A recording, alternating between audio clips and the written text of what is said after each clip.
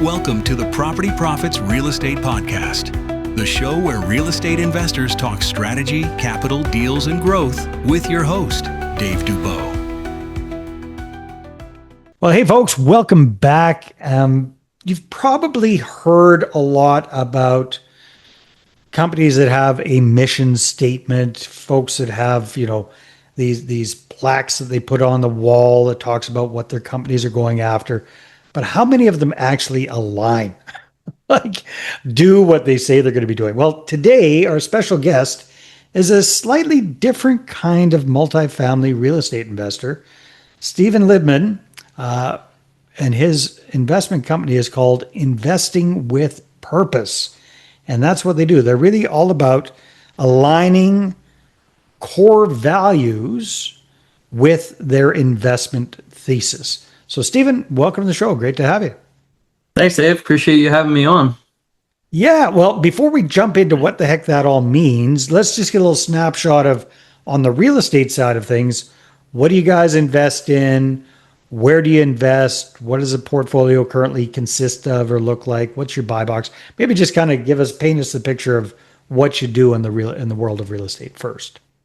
Yeah, so we're bullish on multifamily. I'd say 85% of our acquisitions have been in the multifamily space. We've done some student, some medical office, some self-storage, but really landed on the multifamily housing space after about a decade of doing this.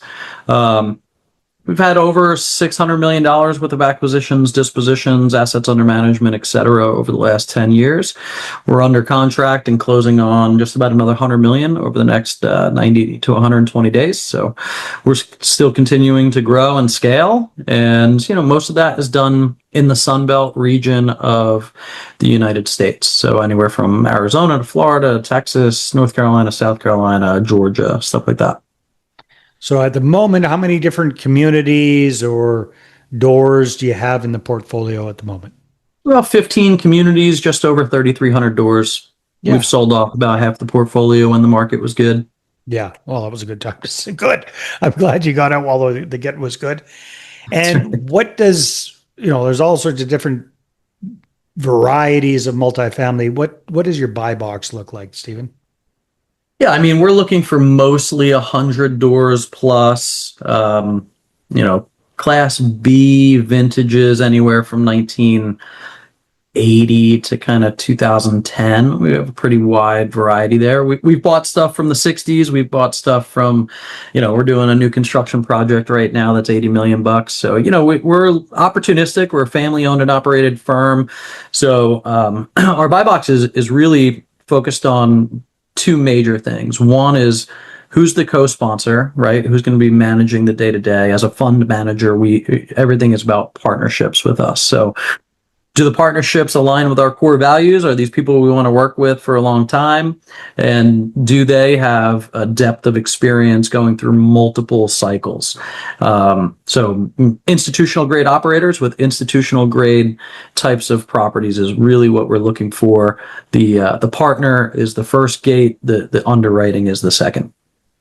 Okay, very good. So if I'm hearing you properly, Stephen, then the role that you and your company play is you typically come on as a co-GP and the capital side of things. Do you do anything on the asset management or operations or anything like that as well? Or what role? Yeah, so we started as owners and operators in the business. And then as we continue to raise capital through multiple funds, we realized that as a SWOT assessment, right? Strengths, weaknesses, opportunities, threats. And the threat column was squarely, well, we haven't been through multiple market cycles. We haven't been through an inflationary season. We haven't been through high interest rates, and we haven't been through a recession. How do we protect the downside from that? And, operators with 20, 30 years experience was the way that we decided to do that. So we do sit on the co-GP side. We still do asset management. We have decision rights and governance rights, just as if we were still the main operator. And then our fund will come in as typically a single check writer LP. Okay, very good. So it sounds like you timed things quite nicely for that big hiccup that we had a few years ago. How, if at all, did that affect you guys? So, I mean, the reality is there's no such thing as a perfect operator. I would say 90% of our portfolio was insulated with long-term debt. So we're weathering pretty well. We did have two properties that were in variable interest rates that we are working some deals out with the bank to reset those loans and do some loan workouts. So two of those properties are working through that right now. We're getting occupancy up. We're seeing good cash flows, and the banks are being gracious in terms of their negotiations with us. But yeah, I mean, we didn't do a lot of value add, variable rate mortgages while the tide went out. So we were lucky in that sense, and that's really the only way to put it, right? I mean, I'd say that some guys look like they made some really bad mistakes. Some guys look like they were really smart. Bottom line is nobody saw this coming. So, institutional operators are losing hundreds of millions of dollars while also raising billions of dollars in funds to go out and buy distressed assets. So this is just part of the cycle. This is what it looks like for us. It's about accountability, transparency, and communication to our LPs.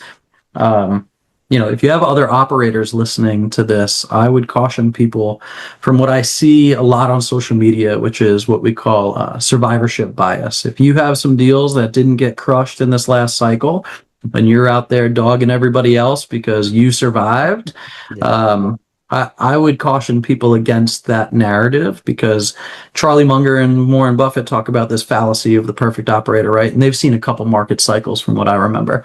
So, let's be gentle with each other. Let's recognize that nobody had a crystal ball, and that the best thing that we can do to operate through these cycles and these seasons is to communicate well with our LPs.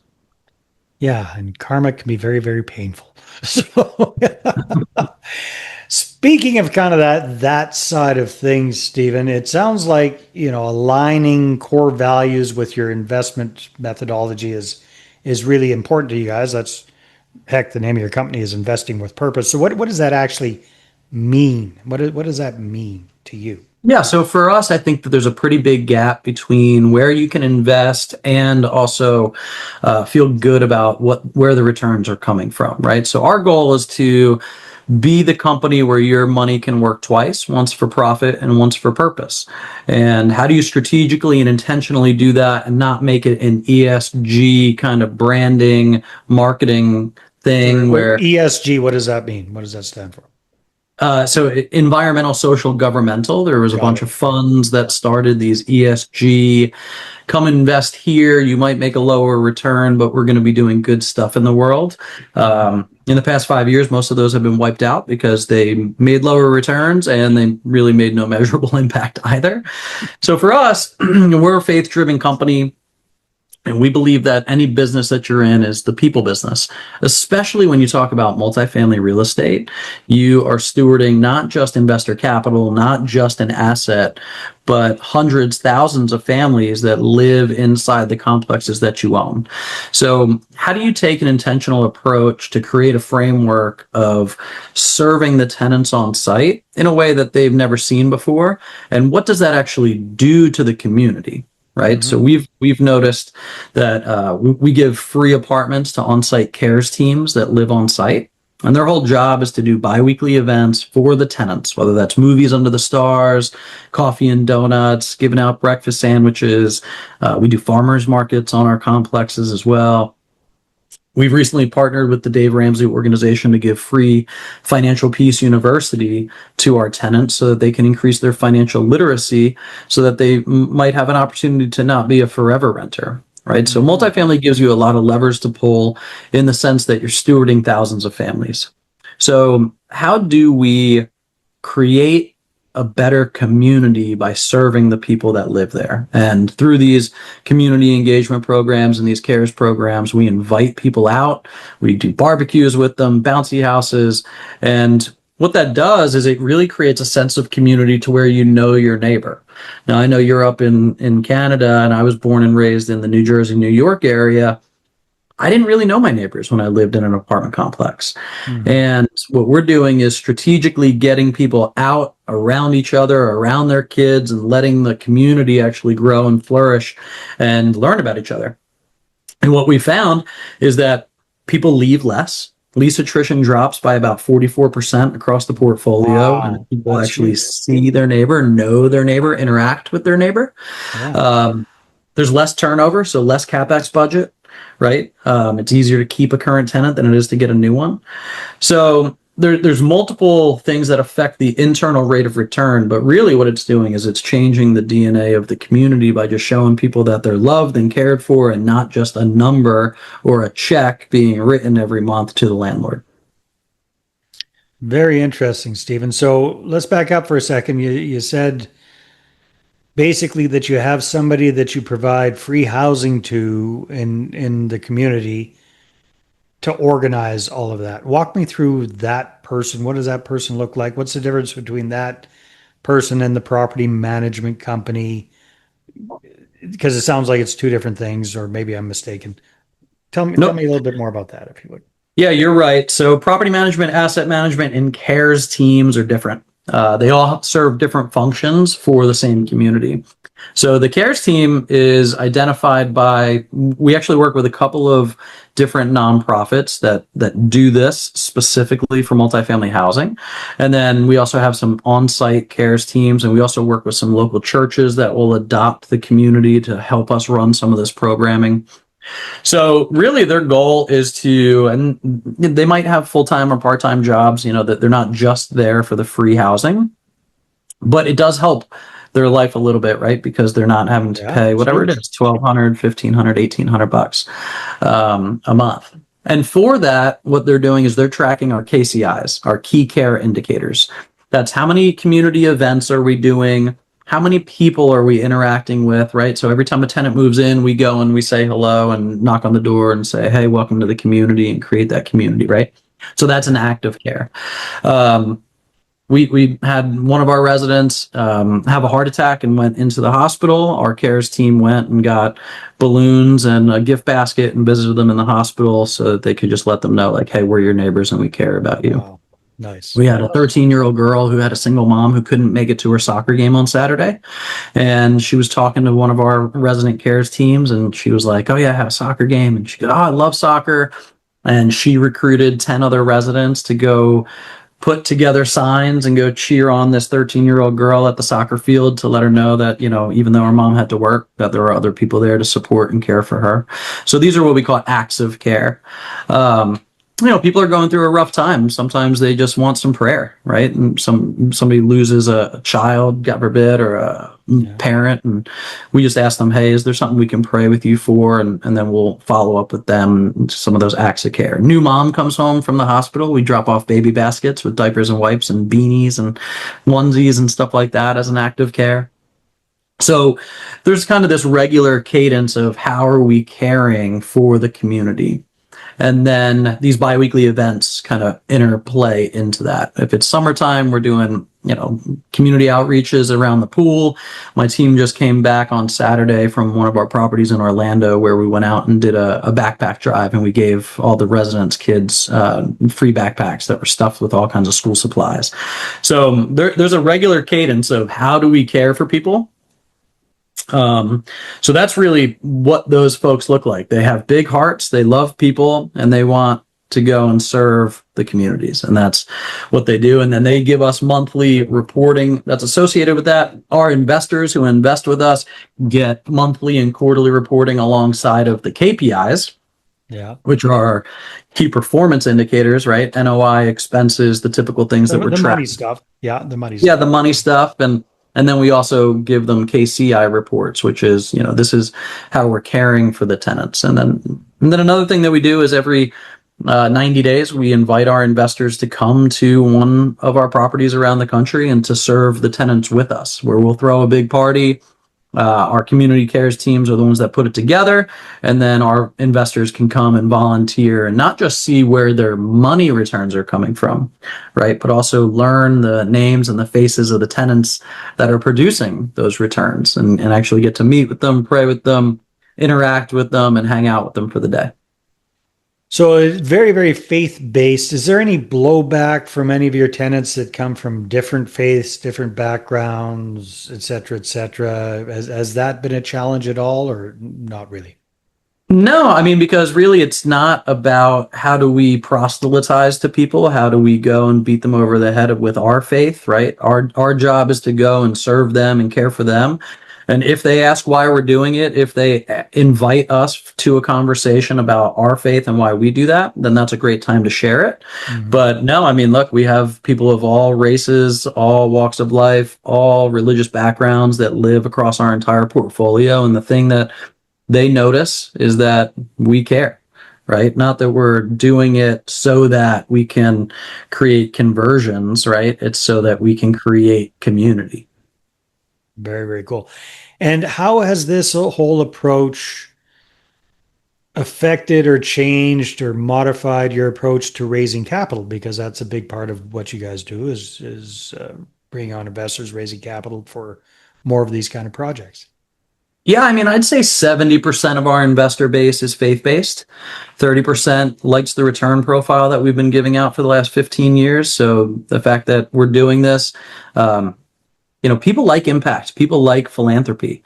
The fact that it's a faith-driven initiative, we haven't seen a lot of blowback. I'd say in the past 15 years, maybe 2 investors really pushed back against us and said, I'd like to invest in this, but how bold you are about your faith gives me pause.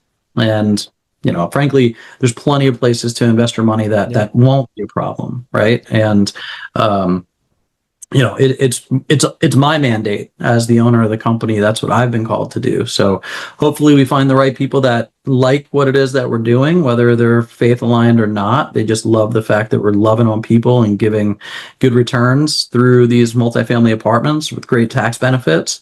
And I haven't really seen, honestly, people say all the time, right? Like, how do you find your tribe? And I think it's important to be aligned with kind of the people that you're working together with.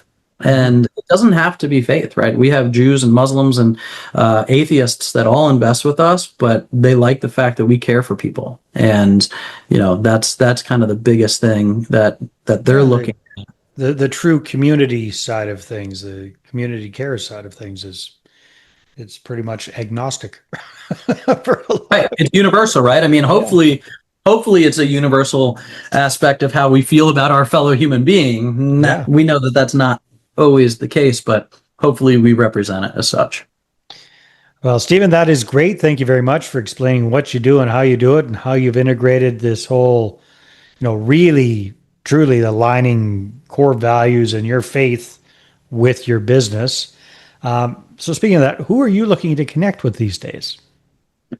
Yeah, so we're always looking for co-sponsor operators that align with us, and also other limited partners, family offices, smaller institutions. We have a great deal of deal flow, great pipeline in place, and every time that we get to purchase a property, we don't look at it as just, okay, how many doors are we putting under management? It's how many people do we get to go serve in the next community. Wonderful. And people would like to connect with you, Stephen, where should they go? Yeah, go to www.iwpurpose.com. You can learn about our current offerings, about the Purpose Care Initiative. You can see some of our key care indicators on there as well, and some cool photos of us just serving tenants, and learn how you could do it too. Wonderful. Stephen, thanks very much for being on the show. This has been great. Thanks, Dave. Thanks for having me. All right, everybody. Thanks for tuning in, and we'll see you again on the next one. Thanks for listening to the Property Profits Podcast. If you'd like to be a guest on the show, apply at daveinterviews.com.